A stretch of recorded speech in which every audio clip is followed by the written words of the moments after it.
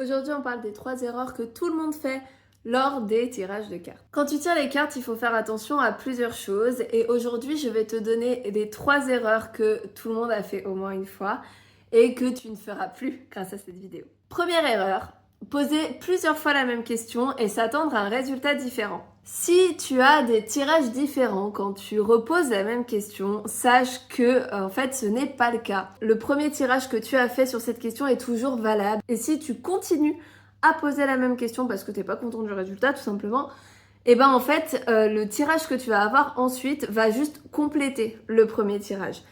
Il ne va pas le remplacer, donc le premier tirage que tu as fait, désolé de te le dire, mais il sera toujours d'actualité.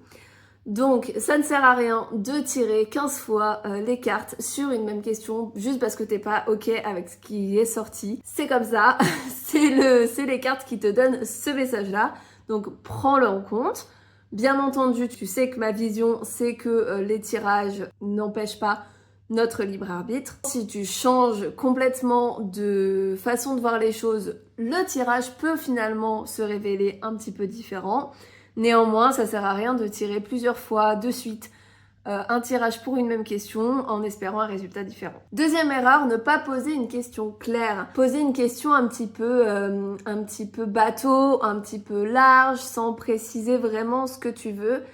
Du coup, tu peux avoir un tirage qui va être comme ta question, complètement flou. Et c'est super important d'avoir une question claire. D'ailleurs, ça c'est valable aussi s'il y en a qui font du pendule. Plus ta question sera claire et précise, plus la réponse le sera également.